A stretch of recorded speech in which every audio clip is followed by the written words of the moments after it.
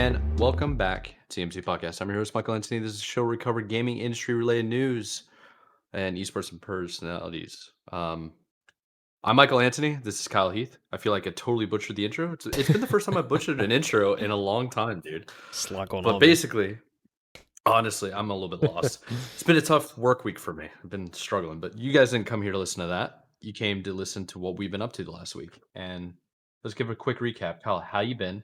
What have you been gaming? And like, what's going on, dude? I love the shirt. I told you that very briefly early. dude. But yeah, it looks pretty sick. Yeah, it's one of my work shirts. Like, I try to have nicer shirts for work. Don't go too crazy, but it's like, okay, just a little button down. I try like to dress a little bit, dress up a little bit. But yeah, no, yeah, dude, shit. It's one of my favorites. But dude, this week for me, what did I play? I played a little bit of Smite, cause why not? I only played a few matches. Heck Though. yeah. I won't lie. Yeah, the boys and I were playing, and yeah, the matches were not fun. We pretty much went against like mostly sweats, who just like that's all they play, and it's kind of like one of those. It was one of those sessions where it's just like couldn't catch a break really. Just grind for us. Yeah, we were just like we just were after like I don't know, it was like 3 or 4 games. We were just like, yeah, we could do something else. So just did that. But outside of that, played Sports Split Fiction, made a little progress, a little more progress on that. So happy about that. Just getting better, man. Just getting better each little session we do. So very much excited about that. That's awesome. But I think it was all I did. It's all the gaming I did. Other than that, I was just kind of chilling. Spent some time like going out and living a little bit on the weekend, So oh yeah, it's summer. Going out exploring the outdoors and the wonderful weather. Yeah, it is very hot, which is like the running. It's been the running joke at the office. Just like this past couple weeks, man, it's just been blisteringly hot. So it's been brutal, absolutely miserable almost. Yeah, dude, it's pretty bad, but hey, man, we hang in there. What about you, Mike? Look, I know my man's got a lot going on right now, so. Dude, I'm getting cooked at work pretty much, honestly. It's rough. It's absolute chaos. Boss left. So now we're like, all right, well, let's pick up the slack. All the projects are basically encompassing each other all at the same time.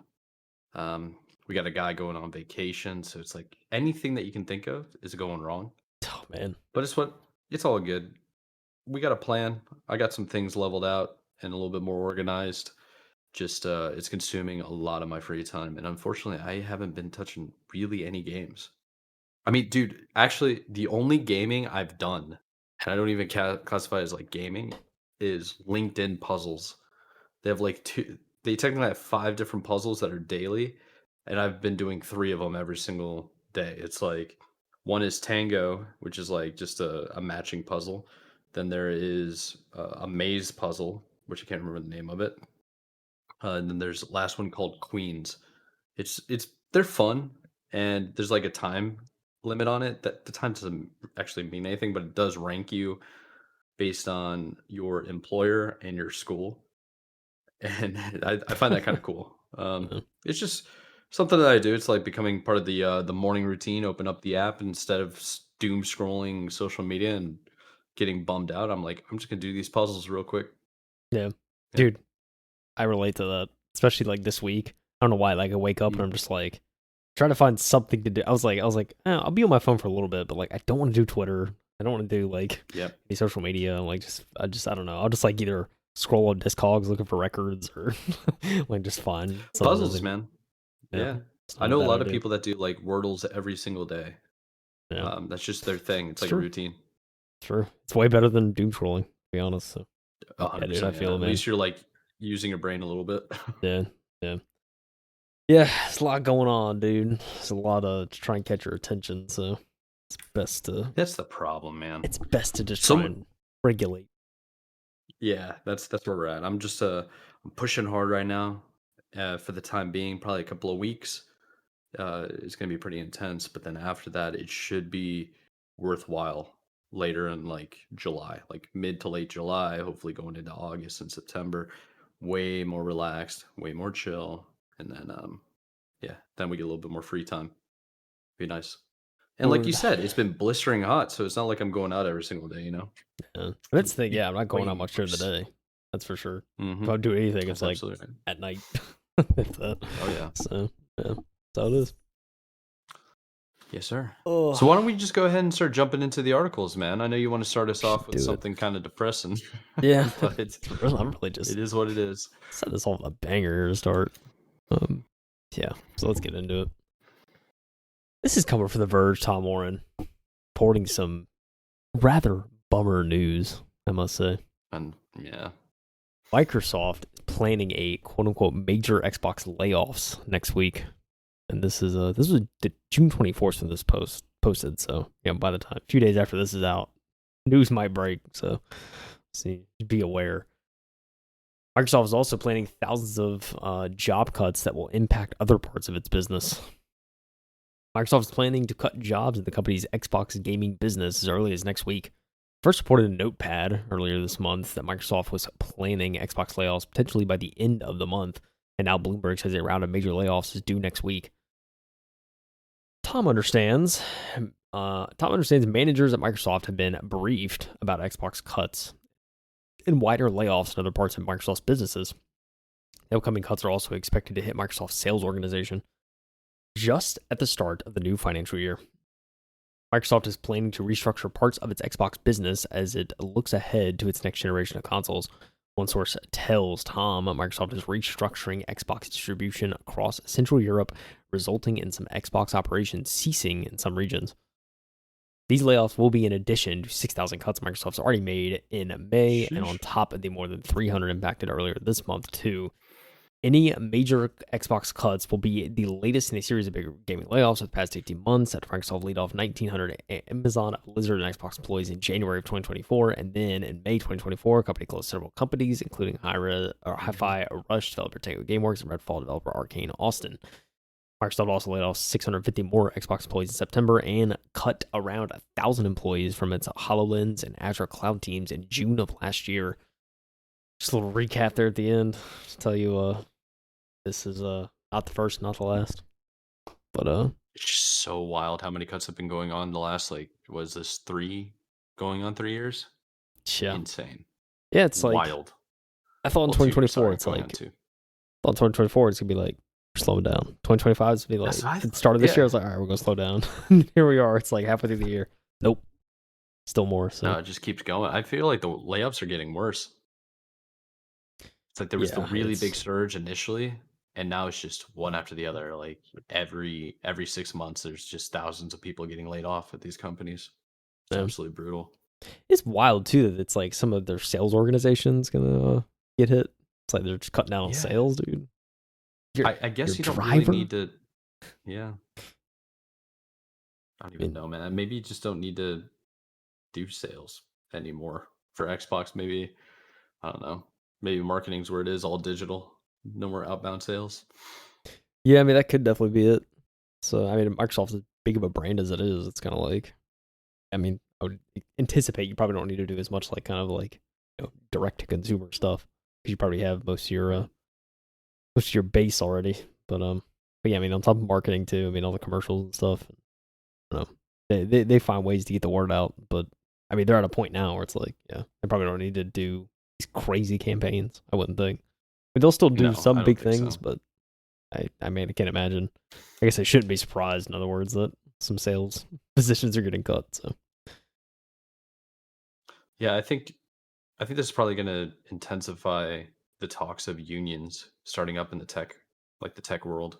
yeah, I know it's they true. started with like Amazon and stuff, but Amazon was more about the guys in the or not the factories, the warehouses and doing logistics. I wonder if it'll happen more in like tech specifically with all these layoffs, and especially because there's a lot of AI that's continuing to start like taking over jobs, and Yeah, like making people kind of useless. It's a shame, but yeah, that's where we're heading. that's a fact. It's definitely where we're heading. So, um, yeah, dude, it's crazy, absolutely crazy. I mean, it's never ending. Seems like hey, who knows? At this rate, I'm like, I don't know if we're gonna like see a true end. At least that's what it feels like. I'm sure it'll probably level out eventually. Yeah. It's been years now, dude. It's crazy. I think the tech industry is basically in a recession right now. Yeah, especially It's the just big companies. yeah, just years and years of layoffs, years and years of canceled games, studios closing. I mean, that's a recession. Yeah, Maybe not straight up. global. I mean, it could technically be global, but it's more industry wide Yeah. tech. Yeah. Yeah. I mean, I know we're not like an economics podcast, but it's like I guess the proper term for recession's like when it's like in the red for 2 quarters or something like that. I forget what the proper like. Yeah. It's like 2 quarters, but they keep changing the definition. Yeah. Um, but Yeah. yeah, Like looking they at don't even GDP or calculate, in something. my I don't know. opinion. Yeah, like I think it was something in the '80s. They changed the way they calculate unemployment, so that's why unemployment always looks really good. Yeah. But It's, the rate, it's not what you think it would yeah. be. I forgot Doesn't exactly what it doesn't tell was. the full picture. They say. No, it certainly doesn't. So yeah. I don't know, man. We'll see. I don't know. Microsoft's gonna level out. They've been certainly cutting, so we'll see at some point if it gets there. It'll be interesting whenever we see the day where it's like Microsoft has a lot of open positions. We'll see that article one day. Oh, that's definitely Probably. gonna happen soon. I bet you if the rates drop and stuff, and everybody starts like you can get loan money and you can get investors coming in, and they're gonna probably bulk up employment rate or their forces and like make positions redundant. But for right now, it ain't happening. It's all about cutting. Definitely is not happening at all. Hmm. There's a lot going around in the certain esports community, Mike.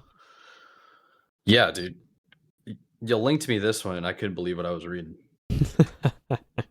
John Needham, the guy over at Riot Games. So John Needham, if you don't know, he's the president of publishing and esports at Riot Games. He drives the unified vision of the around game vi- video game experience across the titles of League of Legends, Valorant, TFT, and TXKO. Um, yeah, so he wrote an article to address some news, and it's an interesting take. So this actually broke on Thursday. I don't have a timestamp, but it's on the official Riot Games website. I would assume either really early in the morning or late in the evening. Anyways, it is called Why We're Opening Betting Sponsorships in Esports and How We're Doing It Responsibly. That is a wild statement to say we're betting responsibly. Ooh, we're Dude, touching shut the up. edge. We're tickling the edge right there. Yeah, we're making stuff up. That's what we are. All right, let's get into it. Let's get into it. So, this is how this is written. Keep in mind, this is from the president of Riot Games. We're opening up betting sponsorships opportunities to Tier 1 League of Legends and Valorant teams in the Americas and EMEA with safeguards to protect competitive integrity and the fan experience. At Riot, we're always believing or believed that building the future of esports means investing in sustainable ecosystem, not just for today, but for the long run. That's why we're focusing on supporting the players, teams, and the fans who fuel it all. In 2023, I shared our vision for building a sustainable future for our esports ecosystem, and later followed up with the specific changes like a new partnership model and deeper work to unlock more predictable revenue streams and sponsorship opportunities for partner teams. One area that's been on our radar and that teams have been asking us to consider for years is sports betting as a sponsor category. Today, I want to share why we're opening up the betting sponsors, yikes, category for Tier 1 League of Legends and Valorant teams in the Americas and EMEA, and what we're doing to make sure it's done the right way. Okay, interesting. Why sports betting and why now? We know sports betting isn't for everyone and that some fans have strong feelings about it, and we respect that. However, the reality is the betting activity already exists around our sports and will continue whether we engage with it or not. Historically, this has been a restricted sponsorship category, and Riot has not engaged with betting companies. Teams have asked us to reconsider our stance, and after years of analysis to ensure we got it right, we agreed it was time to open up this category to create more revenue opportunities for teams and you. Sports betting, and more specifically, esports betting, is a space that more fans choose to engage with every year. According to Sports Radar, the total betting turnover globally involving just League of Legends esports and Valorant reached 10.7 billion in 2024. But here's the problem. 70% of bets across all sports are placed in unregulated markets with bookmakers who aren't licensed, aka we're not making money off of it. We believed it's better to engage in allowing betting sponsorships thoughtfully, carefully, and with the right protections than to sit on the sidelines while risk to fans and integrity go unchecked. It's not about the fans or the integrity. It's about getting in on that money, brother. Let's call it what it is. Is this capitalism or come on? What are we talking about here? Why are you just lying to our face like this? Our approach, he continues, our approach, guardrails first. Dude, I might tilt. I might honestly tilt. We're going to find out how this is going to go. And what do you think so far before I continue? You know this is coming, right? You know where this is going. I just like listen to you talk about it, and they're like they're very intentionally making it out to be like this is for the teams. This is for our league. Yeah, okay. Like, they're building like this is for them. But it's like you can't just sit here and act like it doesn't work both ways. You're not about to make a fortune, right? You're not getting a lot of that. Like let's be real. Yeah. Let's be real. I mean, what are we doing here? Yeah, like you can spin it that way all you want, but like we can read the fine print. Okay, I swear to you, if they start talking about how fans are getting scammed or screwed over from the third party websites, and this is their moral high ground to stand upon, to come over here and say, we can regulate it for them and we will do it safely and efficiently. Okay, the king of freaking loot boxes just walked in. We're talking about doing things ethically. Okay. All right. So their approach, let's talk about guardrails. Okay. As a publisher of the world's two biggest esports, we take seriously our duty to teams, players, and fans to safeguard the ecosystem we build and position it for long-term success. This means fully owning our decision to unlock this category by establishing a well-researched sports betting partnership program that, and there are three things here. One, answers the call from our partner teams to open up sponsorship opportunities with betting brands to generate additional revenue for their financial health. Two, guides and supports the development of regulations, monitoring best practices, and educational programs that protect the integrity of esports teams, pros, fans, and events. And then three, strengthens and reinforces the competitive integrity standards of our esports competitions by improving our ability to monitor betting activity for violations of our policies. I wonder, are they going to do the NFL strategy? If you do sports bet, even if you're betting on yourself to do things, you can get banned for over a year. But if you do performance enhancing drugs, you're only out for like half a season. You know what I mean? Like, what are we talking about, man? Or like you can punch your significant other and you're sitting out for like 2 weeks suspension, and then you get caught betting $5 on a tennis match. You're out for like a year, and you are disbarred from any performances or zero appearances. Okay. Yeah, okay. It's about the money, man. Just follow the money. That's all that matters to these people. Our ability to meet these goals means we have to equip teams with the right tools and guidance to effectively navigate the sports betting sponsorship space in a manner that protects the fans and esports event experiences. Here are the highlights of how we are engaging sports betting partners. Number one, vet and approve all potential sports betting partners. Before any potential sports betting partners can pursue a partnership with a partner team, they must be vetted and approved by Riot. It's important to us to bring the same razor of scrutiny to all betting brands interested in our teams. Okay, so here's the deal. They're not getting the deals or the sponsorships with the team. They're going to Riot, and then Riot's just like, how much do you want to pay us to let us approve you? That's what that is. And they're like, okay, yeah, cool. All right, you are approved. Thank you for the money. You can go sign with any team you want. Thank you for the money. We also get 10% of every bet. Thanks. Like, yeah, small cut of each. 100%. 100% it's gonna be like that. Some recurring revenues involved. I have a feeling. This is just when I thought, developer leagues couldn't get any worse. It just go and prove me wrong. Build on our established official partnerships with Grid. For a digital first sport like esports, using clean official data is critical to weakening black markets and stopping shady operators from taking advantage of fans and pros. That's why in 2023, we established a global partnership and investment in Grid to create a single trusted source of esports data for teams and commercial partners, including betting operators. Any potential betting partner must use Grid to power their offerings, ensuring consistency, integrity, and accountability across the board. Okay, so we're going to fix the books to make sure the lines are as precise as they possibly can. So anybody that's betting will lose and they won't find an edge. Cool. Mandate is number 3. Mandate team integrity program checks.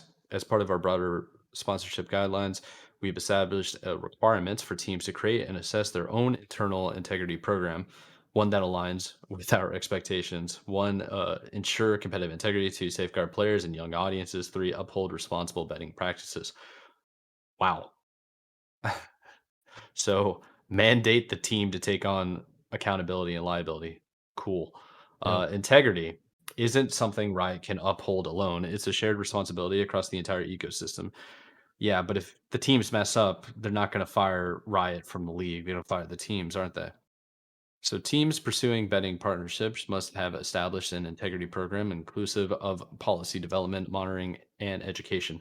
They must also assess if this, like all other partnerships, make sense for their brand and fans. Dude, these are children playing these games. Like, let's be adults here. Straight up.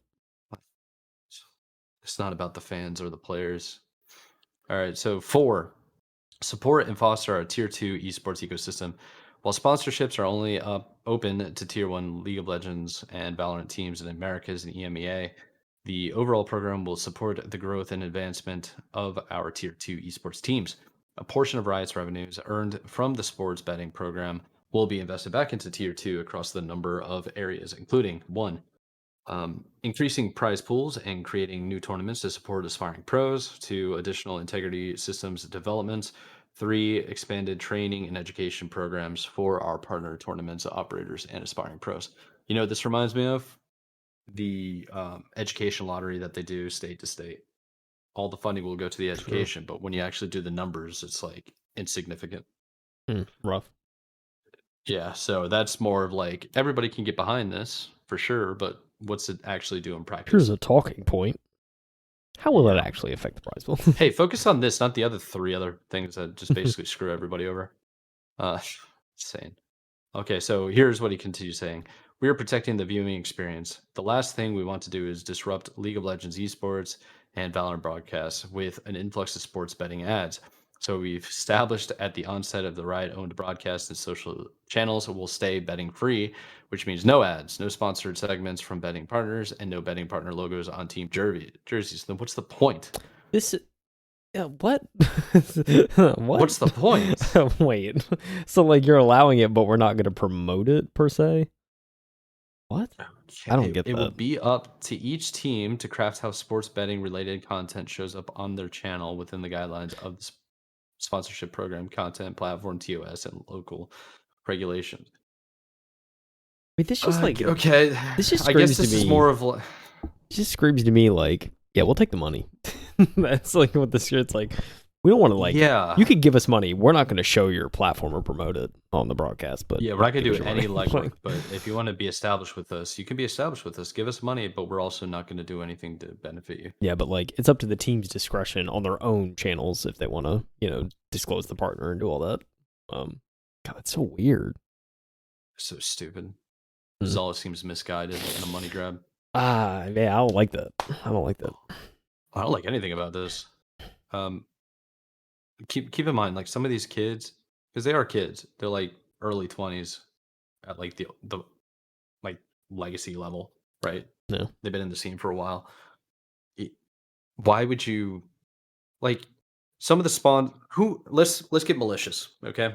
Let's think about this. You got streamers that are making like $500,000 a month. They're betting 100 grand on these matches for like certain players to get a couple of headshots or certain players not to. Or like to frag or under frag. What is stopping them from being like just a quick DM or catch them on the side and like, hey, just throw this match. Just throw. No worries. Just run out there. Slightly miss your nade. Just saying. Yeah. Yeah, just slightly, and then we'll just split it. It'd be no big deal. Like let's put it bad this way. Like first round, everybody thinks you're gonna just outslay, outkill, whatever, and then you just do the opposite, and it's against an opponent that's not very good. Now it's all about competitive integrity, but dude, I don't know if you played online gaming. These kids are cheating constantly, constantly, and you're over integrity. here talking about this. There's no integrity. Whatever. They All know. right. So looking ahead, we believe that showing up in this space responsibly, okay, is better than letting others define it for us. We've said before the Riot is all in for the long term on our esports, and that means stepping into arenas like sports betting with the objective to both guide and protect our brands from bad actors by establishing what good looks like, while also providing an avenue for teams to benefit financially. With any new endeavor, there will be challenges, and if we need to make adjustments, we will. Please know our overall commitment is to do right by our players, teams, and fans, as well as the world-class esports experience that we built together and want to see thrive for years to come. Wow. I wonder what people are saying about this online. I hate it. Just full stop. What do you think, Kyle? It's just like, I don't know. It's I mean, it's like originally I didn't know if I wasn't necessarily like fully against it. I'm like, whatever, like sports betting's it's more and more popular now, like, and there is lines you can do for League and, you know, like CS, even Halo, I think at one point had lines, like pretty much everything you could bet on it, so it's like, well, whatever. But it's like, I mean, I mean, to a certain extent I can understand not promoting the services on the mainstream because you don't want to risk like showing probably the younger audience that and kind of promoting that per se. But it's like if you're not going to show it on the main broadcast, I feel like if I was like if I was a bookmaker, or if I was some sort of book, like why would I want to like necessarily promote or like go to the league to try and like, you know, partner up with it if on the main broadcast the one gets the most views, I'm not even allowed to like show my logo or anything. I just feel like there's no like main benefit there. It's like you're like sure you can go with the teams and you can like have a partnership with the teams, but like they can't even promote your logos on their own kits or anything. Like it's just like completely devoid of that in the main events where most people are going to be watching. So Yeah. I just think that's so weird. Like I just don't like this screams to me. It's like yeah, like we're realizing how much money we're losing on this. So like let's find a way to like make it seem like we're gonna, you know, do right by the players and the fans and like allow this to be promoted, but also like we're not gonna show it on the main broadcast because what it implies. It's like I don't know. I feel like if you're gonna do this, just go all in, and they're not going all in. It's like I don't know. I don't even know if it's like going all in. I just think it's just morally bankrupt. I don't think you should be doing this at all. Um, I mean, people keep saying that like esports isn't profitable, and I think it's because everybody's trying to model it after uh, like national sports leagues. But that's just not how it works. There's no stadiums that people go to. There's no real jerseys or a shop that you can go and buy from. And I just like I don't get it, man. I don't agree with the sports betting, especially in esports. It's full scale degeneracy. I don't think you get much more degenerate than this. In esports betting, yeah, I don't think Yeah. I agree. And I say that as somebody who went full degen and did that like last summer. So I remember. yeah. Say it all the time, but it's like it doesn't matter, you know? Whatever. Yeah, it's pretty funny. But I think this is gonna turn around and bite him in the face, in my opinion. yeah, it might. Certainly might. So yeah, I don't know. It's just weird. Like I feel like again, I think it's like if you're gonna do this, like you might as well just go all in, let them promote on your streams, just like whatever. Like if you're gonna do it. I mean, I'm not like entirely against it. I just think their approach is like very strange. So Yeah. that's my stance. Very interesting. Dark days.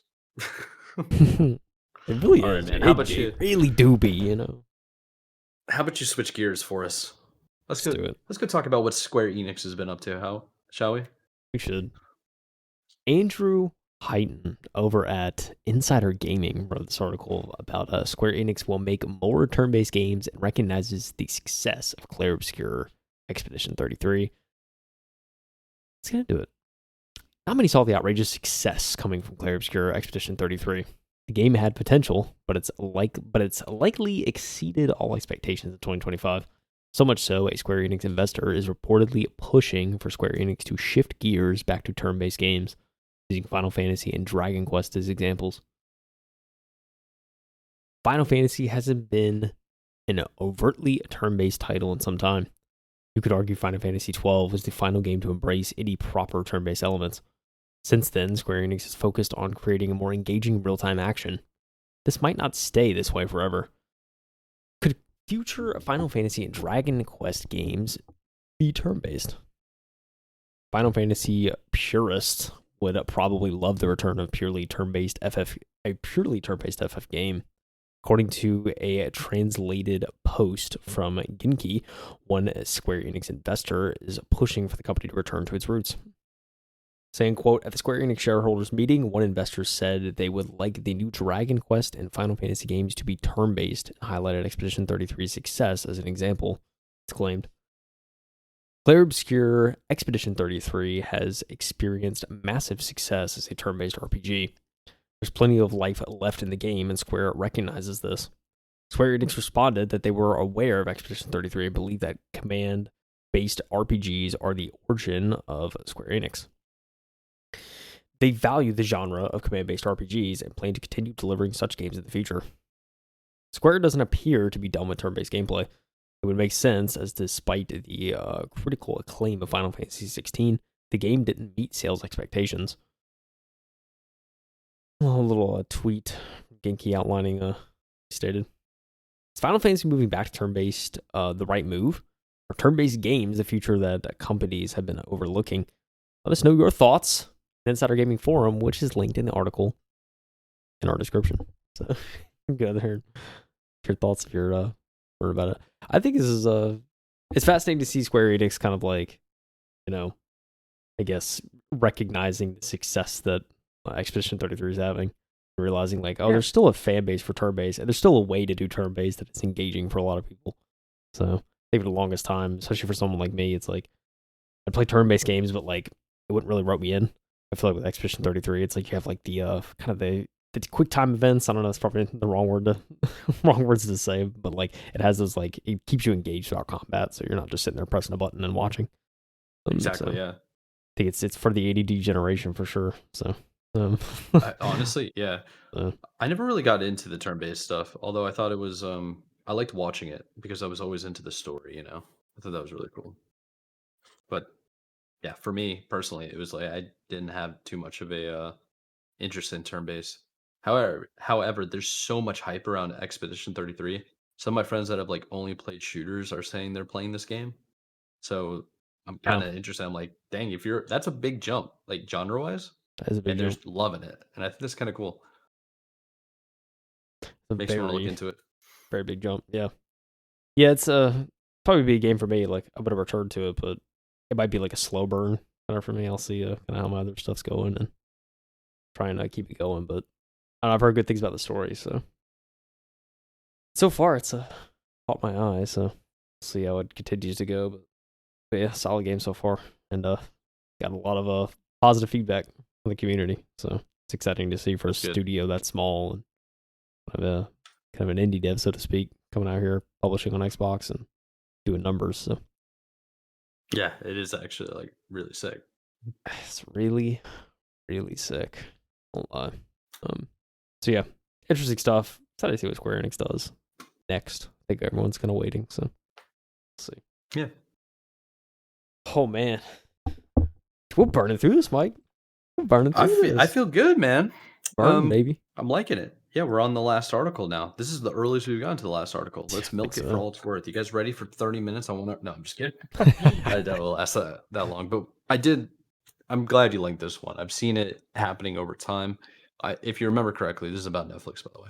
I was talking to Kyle, and if you remember, Kyle, I sent you, I think you and Nick in our group chat about how I keep seeing more and more Netflix was like pushing games on their main page. I Yeah. never clicked it. I don't know if you did. I was just like, yeah, whatever. And I think that might have been their last like real push because apparently they're backing further away, is what this article says from John Walker here. Netflix backs even further away from gaming, losing 20 titles next month. Big names like Hades, Monument Valley, and the Case of the Golden Idol are leaving the service. Which kind of makes sense because if you're using Netflix, you're using it to watch. You're not using it to game. And I think that's a branding issue, It's you true. know. Anyways, this is it's not the longest article. I think it basically goes until about Bungie, right? The one underneath. Oh yeah. Something like Whatever. that. We'll get into it. Anyways, it looks like Netflix is taking another huge step backward from its involvement in video games. It's been announced that a whopping 20 games are being removed from the service, including big names like Hades and even Netflix exclusives like Monument Valley 3. It's fair to say, we, and when I say we, I'm talking about Mr. John Walker over here at Kotaku. Um, but it is fair to say we didn't view Netflix movie or a move into gaming with a long-term optimism.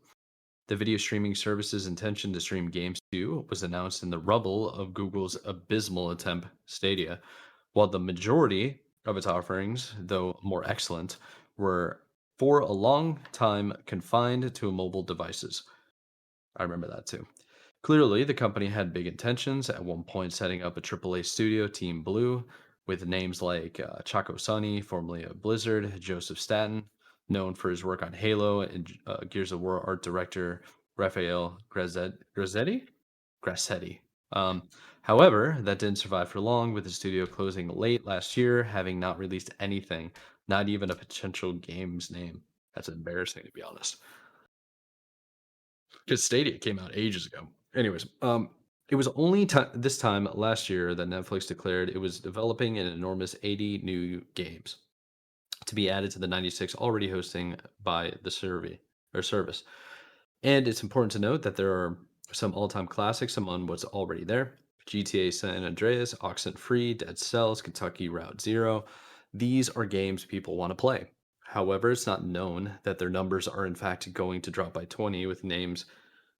It's now known that the number is going to drop by 20 with names like Hades, Braid, Monument Valley, and the Case of Golden Idol to be lost throughout July. Even more notably, some of the games listed as leaving were until now exclusive to the service, such as Rainbow Six SMOL. I actually don't know what that stands for. Do you? I Small?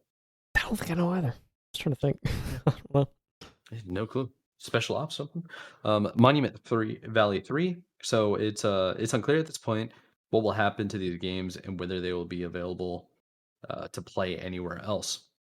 This move follows not only the closure of Team Blue last year or last November, but also the move that same month to delist 20 of Netflix interactive television programs.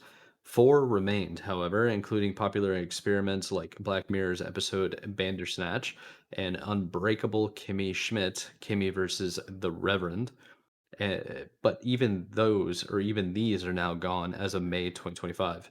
For some reason, Bear Grylls You versus Wild remains available. Dude, I don't need this. I don't Slander. need the abuse. Slander. The slander Straight of up. Bear Grylls will not be tolerated. Straight Get that up. out of here. Straight up. Let's continue on. What do they got to say?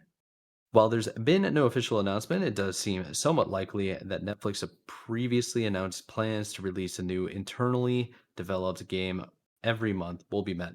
These, however, are mostly intended to be tie ins with new shows and movies, so perhaps the company will push ahead with them as promotional material. It does seem safe to say that Netflix's ambitions to break into original gaming, however, look to be pretty much over. Here's the full list of games departing the service next month, most of which are gone by July 14th, which is in about 3 weeks. Let's look. What do we got? Not Battleship. I Battleship, Braid Anniversary Edition, Carmen San Diego or San Diego, Cocomelon, Coco Melon. Play with JJ, Cocomelons, my Coco bad. Melon. Death's No. Door, Dinner Out, Merge Cafe, Dumb Ways to Die, Fashion Verse, Ghost Detective, Hades, Katana Mo Zero, or Katana Zero, uh, Guantanamo Guantanamo, Bay. Guantanamo Zero. yeah, Lego Legacy Heroes Unboxed, Ludo King, Monument Valley 1, 2, and 3, Rainbow Six Small, Small. Small, SMOL, Raji and Ancient Epic, SpongeBob Bubble Pop Fun. Bubble No, not the pop. SpongeBob. No. Ted, Tumblewords, The Case of the Golden Idol, The Rise of the Golden Idol, Snap, and Vineyard Valley. Vineyard Valley. Yikes. Oh man. That's a lot, man. I think that's it, yeah, because Kotaku set up their the thing to be continuously Yeah, it's infinite scroll, scrolling. so yeah. Yeah.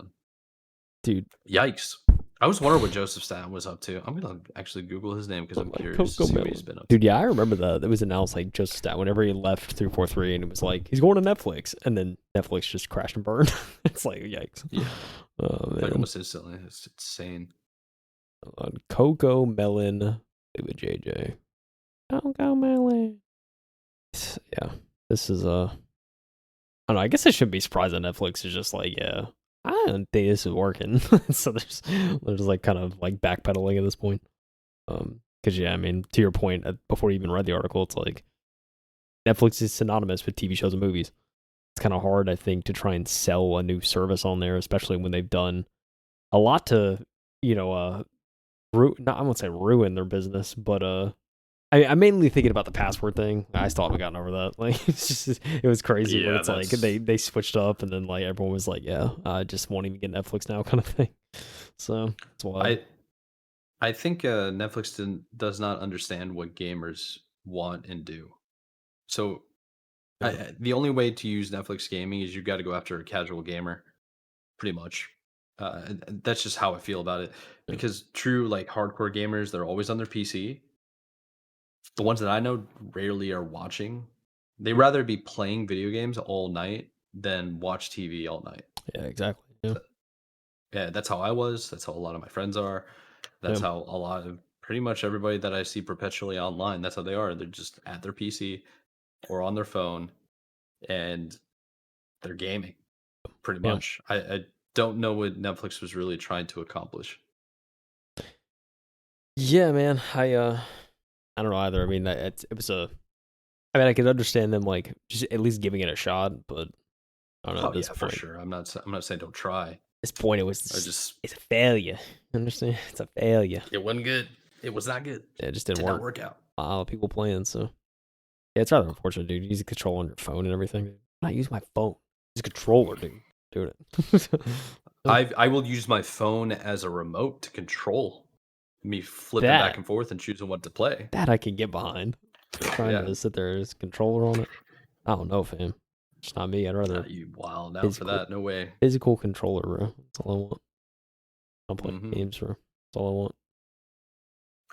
Dude, it's sorry, Netflix. I'm sorry, dude. I don't know. I don't know what to say, brother. It's just tough that you tried. They did. But I'm not ruling it completely out, but I do want to figure out exactly what the heck Rainbow Six Small is. Small. It's like oh my gosh, it actually is small.